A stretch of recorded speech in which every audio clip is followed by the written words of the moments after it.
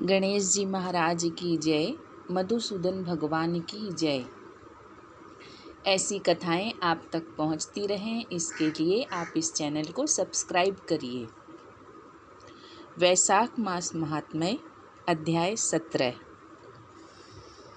श्रुतदेव जी बोले, हे मुनिवर, मैंने वैशाख के सब धर्म सुने जो लोक परलोक दोनों स्थानों में फलदायक है, परंतु सुनते सुनते अभी मेरी तृप्ति नहीं होती है, क्योंकि जहाँ निष्कपट धर्म है, जहाँ निर्मल विष्णु की कथा होती है, उससे कानों को सुखदायक कथा को सुनने से तृप्ति नहीं होती।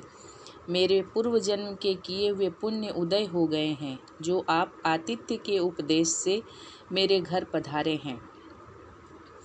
आपके मुख से निकले परम अद्भुत अमृत रूपी वचनों को पान कर ऐसा तृप्त हुआ हूँ कि अब मैं न पारमेष्ठ्य चाहता हूँ न मोक्ष। अतएव भक्ति मुक्ति के दाता विष्णु भगवान को प्रसन्न करने वाले दिव्य धर्म का विस्तार पूर्वक वर्णन करिए।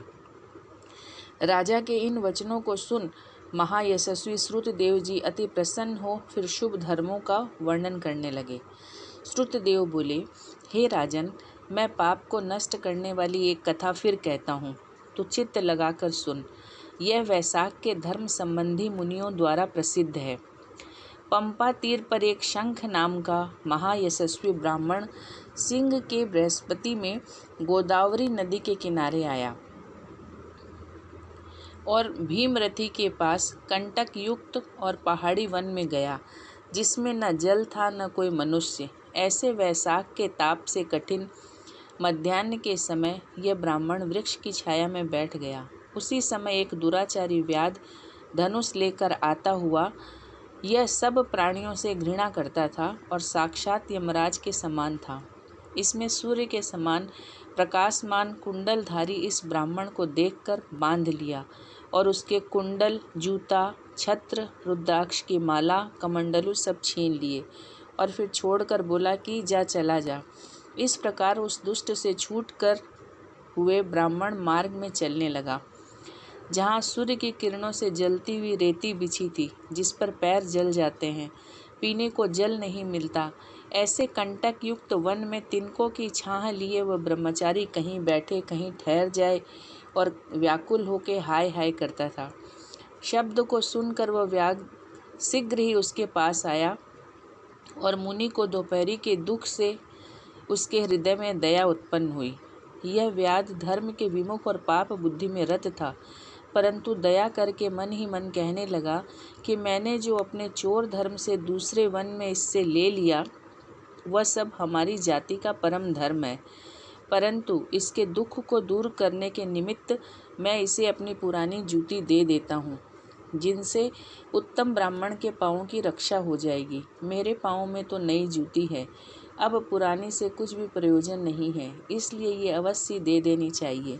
मन में ऐसा विचार कर शीघ्र जा वह उपाने ब्राह्मण को दिए, जिसके पांव गर्म बालू से जल रहे हैं।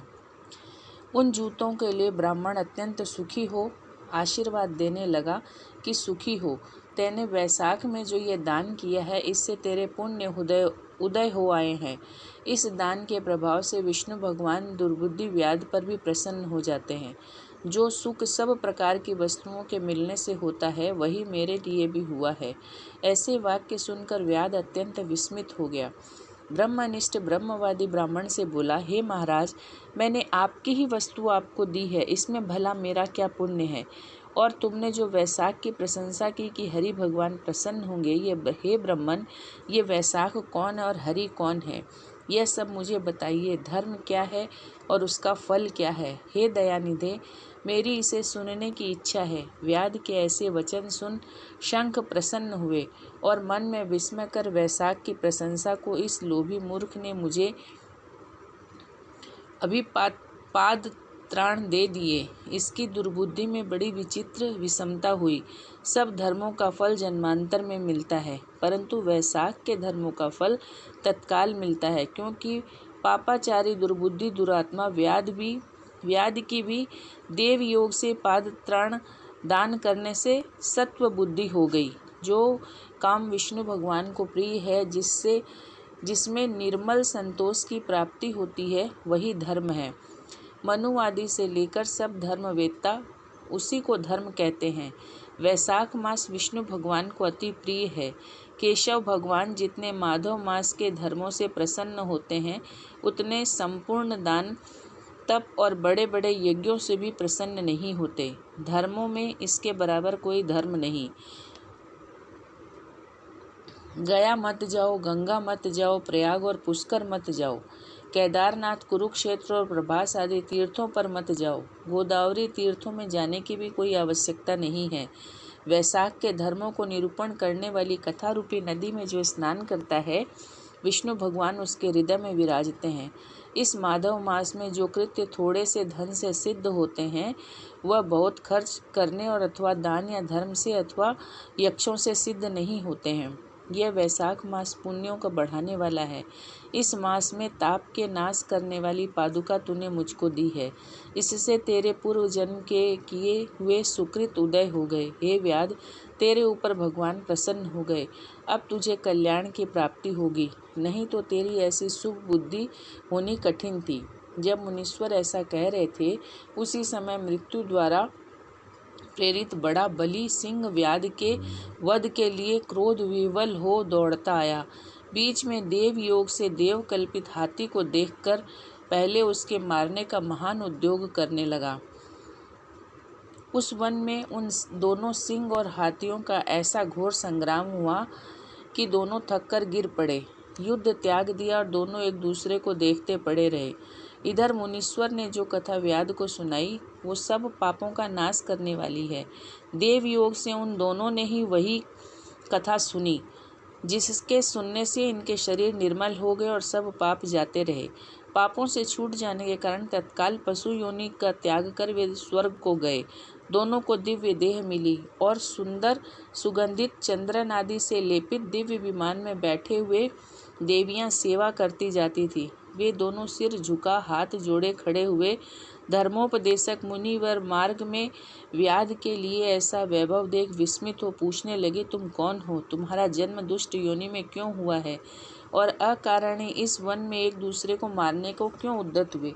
तुम्हारी मृत्यु कैसे हुई? हे निष्पापों, सब कथा विस्तार पूर्वक मुझसे कहो। मुनि के ऐसा कहने पर वे कहने लगे, मतंग मुनि के दंतिल और कोहल दो पुत्र हुए। शाप के दोष से दंतिल और कोहल ये दो नाम हुए।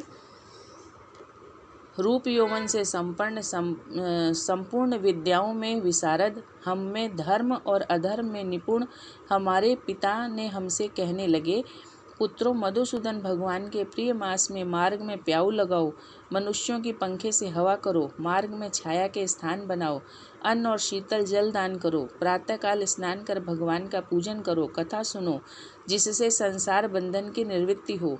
इस तरह अनेकों प्रकार के वाक्यों से हमको समझाया, परंतु दुर्बुद्धि से हमारी समझ में कुछ भी नहीं आया। पिता के वाक्य सुनकर मुझ दंतिल को अत्यंत क्रोध आया और कोहल मदोन्मत्त हो गया। तब धर्मों की लालसा वाले हमारे पिता ने क्रोधित हो हमें शाप दिया कि धर्म से विमुख पुत्र, कटु वाक्य कहने वाली स्त्री और अब्राह्मण्य राजा को तत्काल त्याग दे। न त्यागे तो पापी हो। जो दाक्षिण्य से अथवा लोभ के वशीभूत हो इनका संसर्ग करते हैं, वे 14 मनवंतर तक नरक भोगते हैं। ऐसा विचार कर मद और क्रोध से परिप्लुत हम दोनों को शाप दिया कि हे दंतिल, तू अपने क्रोध के कारण सिंह की योनि प्राप्त करेगा और मदोन्मत्त कोलाहल को मतवाले हाथी की योनि मिलेगी। तब हम बड़े दुखी हुए और शाप से निवृत्ति के लिए प्रार्थना करने लगे। हमारी प्रार्थना सुत पिता ने शाप मोक्ष का उपाय हमें बताया। तुम दोनों पशु योनि पाकर थोड़े दिन पीछे एक दूसरे को मारने के लिए उद्यत हो गए। उसी समय व्याध और शंख का वैशाख विषयक संवाद देव योग से तुम्हारे कानों में जाएगा। तब तत्क्षण तुम्हारी मुक्ति हो जाएगी। साथ ये से पूर्व रूप धारण कर मेरे पास निवास करेंगे। मेरा वचन मिथ्या नहीं। पिता के इस शाप से हमको पशु योनि मिली। आपस में एक दूसरे को मारने की हमारी इच्छा थी। देव योग से यहाँ चले आए और आपका दिव्य संवाद सुना। उसी के प्रभाव से हमारी तत्काल मुक्ति हो गई। सब कथा कह दोनों ने मुनीश्वर को नमस्कार कर मुझसे आज्ञा मांग अपने पिता के पास चले गए। वह सब कथा दयानिधि मुनि ने व्याध को सुनाई। देखो वैशाख का कैसा महात्म्य है, इसके श्रवण का बड़ा फल है। कोई क्षण भर भी इसे सुनता है उसे तत्काल मुक्ति मिलती है। जब मुनि ने इस प्रकार कहा तब व्याध अपने शस्त्र फेंक कृपालु, निष्प्रिय, प्रबल बुद्धि, विशुद्ध सत्व और पुण्य पात्र ऋषि से कहने लगा। मधुसूदन भगवान की जय।